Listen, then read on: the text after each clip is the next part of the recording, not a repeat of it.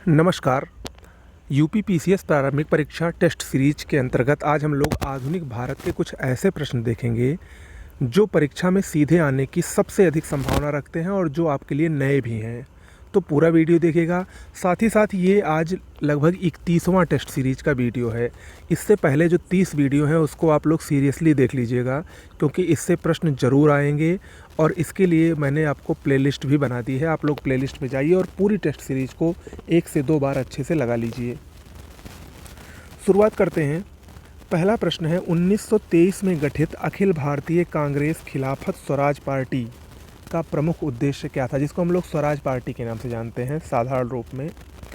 उसका मुख्य उद्देश्य था चुनावों में भागीदारी करना। ऑप्शन सी इसमें सही होगा। ओके, देखिए, स्वराजवादियों का प्रमुख उद्देश्य था 1923 में जो चुनाव होने वाले थे उनमें भागीदारी करना। इसी उद्देश्य से स्वराज पार्टी का गठन हुआ था। इस पार्टी को के अध्यक्ष CR दास, चित्तरंजन दास थे, जबकि इसके सचिव कौन थे? मोतीलाल नेहरू थे। ओके, अगला प्रश्न है, निम्न में से कौन सुमेलित नहीं है? एक तरफ पुस्तकों के नाम दिया गया है और दूसरी तरफ उसको किसने लिखा है ये भी बताया गया है। तो हम एक एक पुस्तक को अगर देखें तो बाल गंगाधर तिलक ने गीता रहस्य लिखी है, जेल में रहते हुए मांडले जेल में लिखी थी, बिल्कुल सही है। अरविंद घोष ने the ideal of human unity भी लिखी है, ये भी इम्पॉर्टेंट है और सही भी है। जवाहरलाल नेहरू ने द यूनिटी ऑफ इंडिया भी लिखी है, ये भी सही है। देखिए, द यूनिटी ऑफ इंडिया एक और पुस्तक है जिसको राजेंद्र प्रसाद ने भी लिखी है। तो ये दोनों जवाहरलाल नेहरू और राजेंद्र प्रसाद दोनों ने लिखी है। जबकि सुभाष चंद्र बोस ने द स्प्रिंगिंग टाइगर नहीं लिखा है। ठीक है, तो यही ऑप्शन डी इसमें सुमेलित नहीं है। द स्प्रिंगिंग टाइगर ये कर्नल ह्यू टोय ने लिखा है। ओके, कर्नल ह्यूम टोय ने लिखा है द स्प्रिंगिंग टाइगर नामक पुस्तक, और शेष तीनों सुमेलित हैं जिसको मैंने आपको बताया है।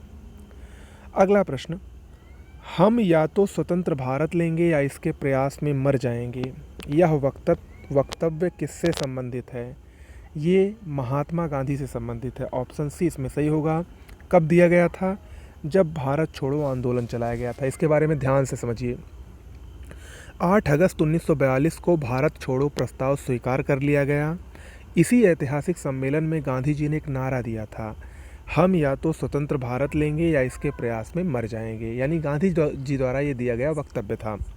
इस समय अमेरिकी पत्रकार लुई फिशर भी उपस्थित थे।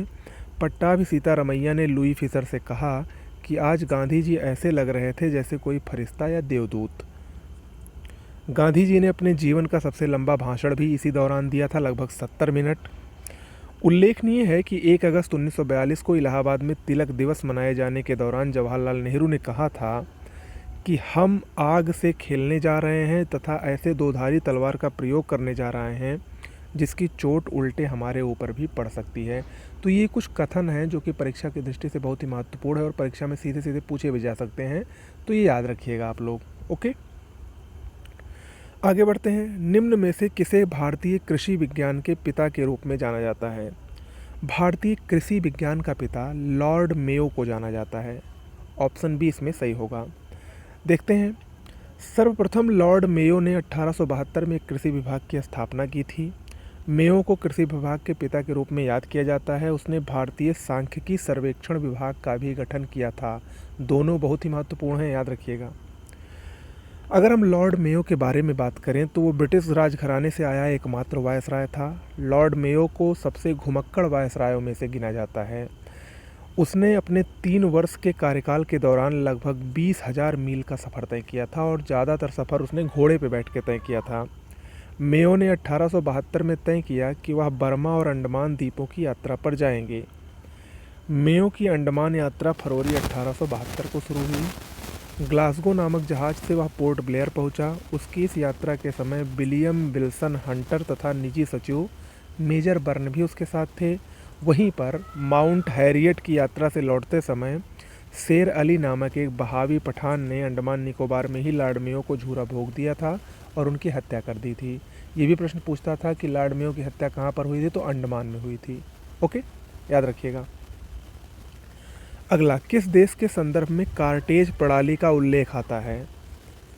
कार्टेज प्रणाली का सीधा सा मतलब परिमिट व्यवस्था से था। ये पुर्तगाल से संबंधित है। ऑप्शन डी सही होगा। इसके बारे में देखिए, ये भी इम्पोर्टेंट है।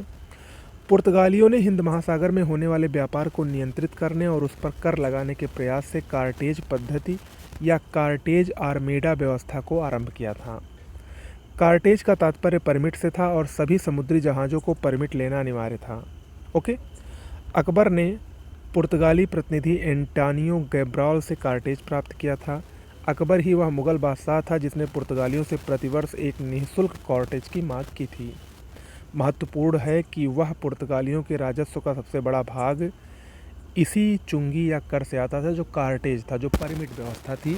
यानी अगर आपको एक जगह से दूसरे स्थान पर कहीं सामान लेकर जाना है समुद्र से तो आपको परमिट लेना पड़ता था, जिसके लिए आपको पैसे चुकाने पड़ते थे। ओके।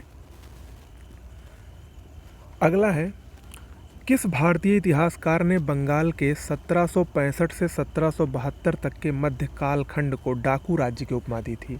1765 से 1772 का काल ये के.एम. पनिक्कर के अनुसार डाकू राज्य था। ऑप्शन ए इसमें सही होगा। देखिए इसने क्यों कहा था। बक्सर के युद्ध के बाद बंगाल में द्वैत शासन की शुरुआत हुई। वास्तव में द्वैत शासन के माध्यम से बंगाल को लूटा गया।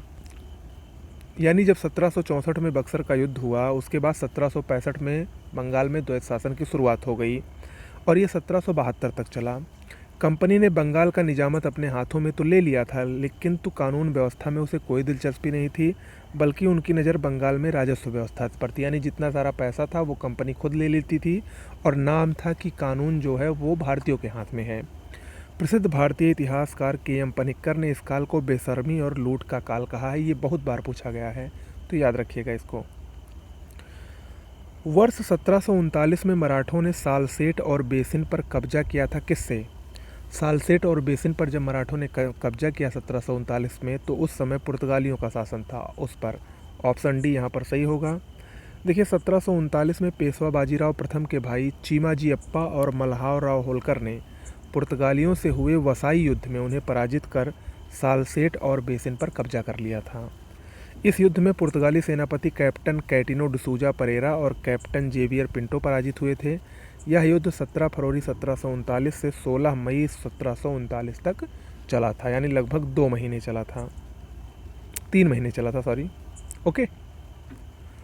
अगला प्रश्न है, निम्नलिखित में से किस गवर्नर जनरल के कार्यकाल में ब्रिटेन की महारानी को कैसर ए हिंद की उपाधि दी गई? ये भी इम्पोर्टेंट है। कैसर ए हिंद की उपाधि ब्रिटेन की महारानी को लॉर्ड लिटन के कार्यकाल में दी गई थी। ऑप्शन ए सही होगा इसमें। देखिए दिल्ली दरबार का आयोजन 1877 में हुआ था। पहला जो दिल्ली दरबार था, लॉर्ड लिटन उस समय वायसराय थे, तो इसी आयोजन में, जो दिल्ली दरबार का आयोजन हुआ था, इसी में जो ब्रिटेन की महारानी थी उनको कैसर ए हिंद की उपाधि दी गई थी। ओके। अगला प्रश्न है, निम्न में किसके द्वारा सिएटल यानी अमेरिका में यूनाइटेड इंडिया हाउस की स्थापना की गई थी? यूनाइटेड इंडिया हाउस की स्थापना अमेरिका के सिएटल में तारकनाथ दास ने की थी। ऑप्शन बी इसमें सही होगा, तारकनाथ दास। तारकनाथ दास द्वारा सिएटल में यूनाइटेड इंडिया हाउस की स्थापना की गई थी। जी.डी. कुमार भी इस संस्था की स्थापना में शामिल थे, यानी दोनों लोग थे इसमें। उल्लेखनीय है कि अमेरिका आने से पहले ये लोग कनाडा के वैंकूवर से अपनी गतिविधियों को संचालित करते थे। वैंकूवर में तारकनाथ दास द्वारा फ्री हिंदुस्तान नामक समाचार पत्र प्रारंभ किया गया था, जो कि इम्पोर्टेंट है परीक्षा की दृष्टि से, तथा जी.डी. कुमार द्वारा स्वदेश सेवक गृह की स्थापना की गई थी। जी.डी. कुमार द्वारा गुरुमुखी लिपि में स्वदेश सेवक नामक अखबार भी निकाला गया था। तो ये जो मैं इसकी आपको व्याख्या बताता हूँ, इसमें भी बहुत सारे ऐसे प्रश्न रहते हैं जो सीधे सीधे परीक्षा में आ सकते हैं, तो इसको भी आप लोग ज़रूर देखा करिए। ओके। तो आज के लिए इतना ही। कैसा लगा वीडियो ज़रूर बताइएगा। मिलते हैं नेक्स्ट वीडियो में। नमस्कार।